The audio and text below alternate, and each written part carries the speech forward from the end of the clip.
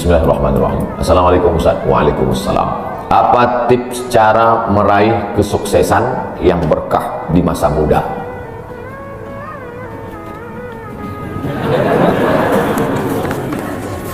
Saya tidak pernah bercita-cita menjadi apapun. Cita-cita saya dulu cuma satu, bagaimana membahagiakan orang tua. Itu saja. Ya Allah, aku sekolah, tak tahu dulu pulang mau jadi apa, yang penting bisa membahagiakan orang tua. Itu saja. Jadi setelah itu sampai, ya sudah, bisa menyenangkan hati orang tua, bisa, itu saja. Maka selalu saya sampaikan di kampus-kampus kepada mahasiswa, kalian kalau belum bisa membahagiakan orang tua, jangan menyusahkan orang tua. Ini kadang baru ngelihat namanya aja di HP udah kumat darah tinggi mana. Kalau belum bisa membahagiakan dia, jangan menyusahkan dia. Maka saya di Mesir 4 tahun tak pernah saya minta duit. Tiba-tiba udah sampai ke Mekah. Mak, aku udah di Mekah. Dari mana kau dapat ongkos? Ada tabunganku sikit-sikit. Pergi ke Mekah, kerja, pulang, bayar utang. Jangan pernah menyusahkan orang tua.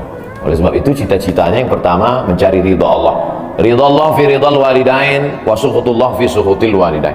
Pulang saya ke kampung, saya mau beli tanah berapa meter, ternak lele, tanam cabai, daun ubi, malam ngajar ngaji. Cita-cita saya kecil aja. Tak ada cita-cita mau jadi ustadz viral disambut di airport. Terus kata mak saya, masa kau S2 tinggal di kampung, pergilah ke kota. Akhirnya saya menghonor jadi dosen, siang jadi dosen, malam ceramah di masjid, direkam, diupload, khutbah diupload, like and share, akhirnya viral. Diusir beberapa kali, makin viral.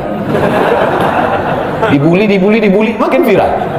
Akhirnya yang membuli saya taubat sekarang. Ini orang makin dibully, makin viral. Udah kita diamin aja lah. Itu semua itu kerja kita atau kerja Allah? Kerja Allah. Kerjakan kerja kita, urusan Allah biar Allah yang urus. Kita hidup ini sama macam bawa pancing. Kita tugas kita ambil bambu, pasang kail, cari cacing, letakkan. Masalah ikannya datang tak datang itu urusan Allah. Ini kadang banyak orang urus urusan Allah yang dia urus. Urusan Allah yang kau urus. Kata Allah yang mendatangkan ikan ini urusan aku. 10 pancing pasang, itu urusan kita. Tarik pancing satu, cacingnya hilang. Cari pancing satu, kailnya hilang. Cari pancing satu, talinya hilang.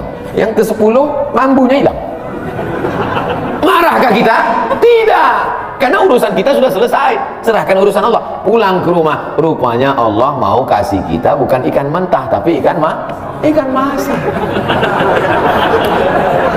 Banyak orang terlalu berpikir hidup ini kau buat saja urusanmu, urusan Allah. Urusanmu berangkat dari rumah kerja, masalah hasilnya urusan Allah. Berapa banyak orang bekerja tapi tak dapat apa-apa. Betul? Kalau sudah rezeki tak kemana. Tapi jangan gara-gara ini lalu bapak nggak kerja, dibangunkan ibu besok pagi, bang abang nggak kerja masuk kantor, urusan Allah. Kalau ada suami ibu seperti itu, ibu jangan marah, biarkan aja. Nanti jam 12 dia bangun, dia lapar, dia tengok mana makanan, ibu jawab urusan Allah. Harus ada usaha dan ikhtiar. Pertama, niat cari ridha Allah. Kedua, senangkan orang tua. Ketiga, berusaha. Setelah itu, tawakal Allah. Hidup jangan susah. Hidup sudah susah, jangan bikin susah. Hidup sudah pahit, jangan minum kopi pahit. Apa hukumnya suami menyembunyikan uang dari istri?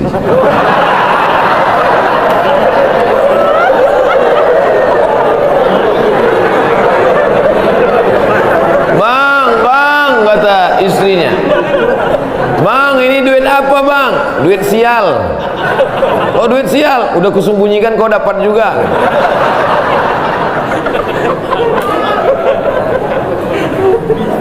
Bapak menikah sama ibu, ibu menikah sama bapak, apakah hartanya jadi satu atau harta masing-masing?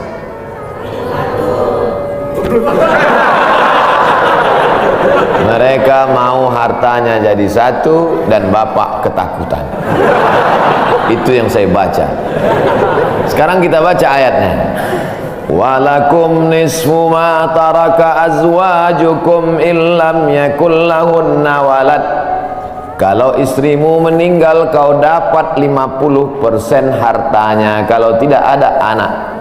Fa in kana lahunna waladun, kalau dia punya anak, falakumur rubu'u, kamu dapat 25%. Sekarang saya tanya, hartanya nyatu atau pisah?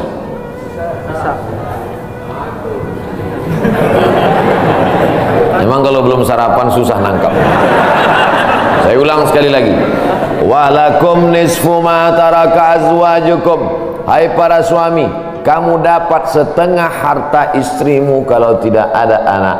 Fa in kana lahunna waladun, kalau ada anak kamu dapat 1/4. Artinya hartanya misah. Harta bapak beda, harta ibu beda. Ibu kerja, punya kebun, punya tanah, punya speedboat, itu harta dia. Bapak punya usaha, harta bapak. Meninggal ibu, 50% untuk bapak. Apa beda harta ibu dengan harta bapak? Di dalam harta bapak ada hak ibu, dalam harta ibu tidak ada hak bapak. Takbir.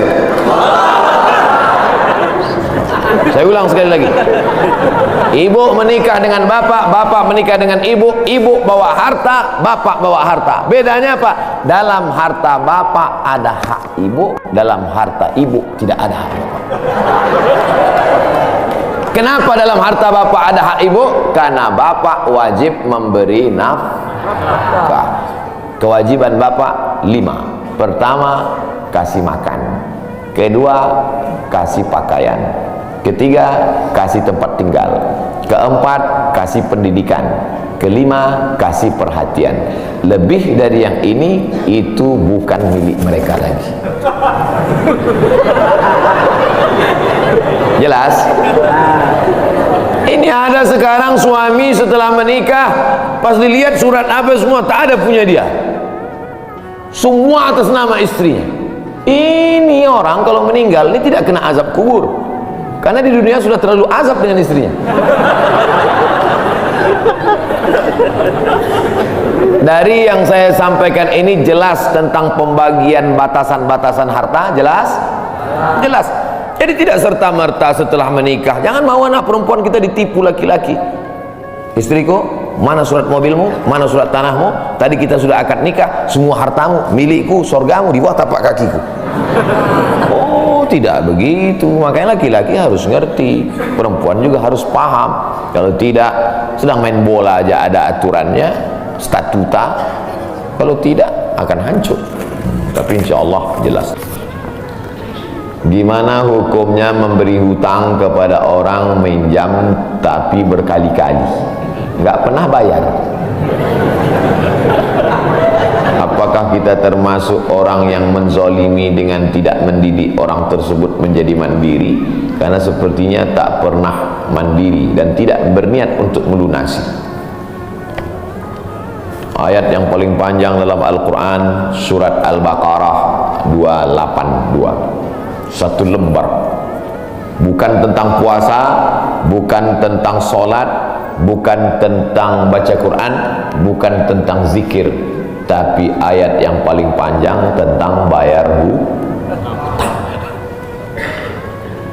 Sholatnya banyak, puasanya banyak, zikirnya banyak, baca Qurannya khatam, tapi kalau bayar utang tak dibayar, di akhirat kau akan cari dia. Oleh sebab itu ada orang mati syahid. Oh, mati syahid. Orang mati syahid enggak merasakan sakratul maut. Orang mati syahid enggak merasakan azab kubur. Orang mati syahid tidak merasakan hisab. Orang mati syahid langsung masuk surga. Ilat dain, kecuali hutang. Makanya kalau ada orang menagih hutang, itu dia bukan pelit, dia sedang menyelamatkan saudaranya dari makan haram. Makanya datang ke rumah dia. Habis pengajian nih langsung datang. Assalamualaikum, waalaikumsalam. Kau mau menagih ya? Aku bukan mau menagih, tapi menyelamatkanmu, anak cucumu, istrimu, tetanggamu dari makan haram. Ya ayyuhalladzina amanu, hai orang-orang yang beriman, hai orang yang percaya bahwa setelah mati dia akan hidup lagi menghadap Allah. Idza tadayantum bidainin, kalau kau menjalin transaksi hutang piutang, ila ajalim musamma, sampai ke batas waktu tertentu, faktubuh, tulis.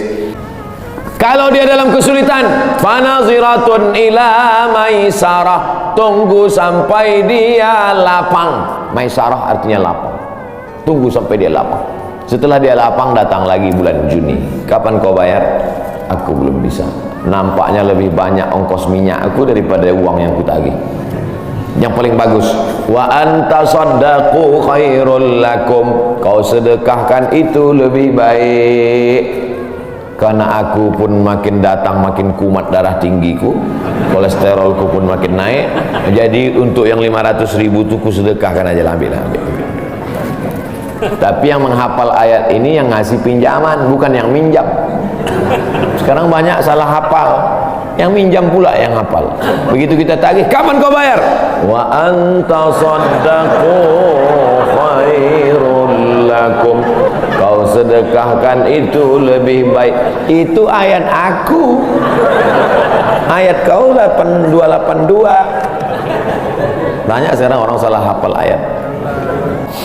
Ada anak yang kurang ajar kepada orang tuanya. Bagaimana caranya berbakti kepada orang tua yang telah wafat? Apakah anak ini masih dapat ampunan Allah Subhanahu wa taala? Datanglah seorang bapak mengadu kepada Umar bin Khattab. Assalamualaikum Khalifah Amirul Mukminin Umar bin Khattab. Waalaikumsalam. Ini anak saya kurang ajar, tolong dihajar dulu. Kata Umar bin Khattab orangnya bijaksana. Dia tidak mau main pukul, dia tanya dulu, kenapa kau kurang ajar pada bapakmu? Hai Umar bin Khattab, kata anaknya, ya. Apakah seorang anak itu punya hak terhadap bapaknya? Ya. Apa hak anak? Mencarikan ibunya yang solihah, memberikan nama yang baik, memberikan makanan yang halal. Itu hak anak. Kata anaknya, ibuku tidak baik, makanku tidak halal, namaku pun tak baik. Apa kata Nabi kepada bapaknya? Apa kata Umar kepada bapaknya? Laqad aqaqtahu qabla an ya'aqqa alaik. Sebelum anakmu durhaka kepadamu, kau sudah durhaka duluan kepada anak. Jadi kalau begitu, ada anak durhaka, ada bapak ini jangan sampai anak bapak tahu. Nanti dia pulang, anak durhaka kok. Dia senyum, kau bapak durhaka.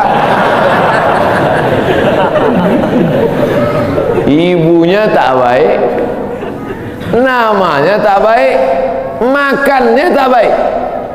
Kasih dia nama yang baik, kasih dia makan yang halal. Kadang-kadang kenapa otaknya tak lurus? Karena makannya tak halal. Dikasih dia makan riswah, makan sogok, makan haram. Kenapa kau kasih makan haram? Gimana lah Pak Ustadz, yang haramnya aja pun payah. Astagfirullah. Allah sediakan alam semesta begitu banyak yang halal. Kenapa kau kasih dia makan haram? Jangan pernah kasih anak makan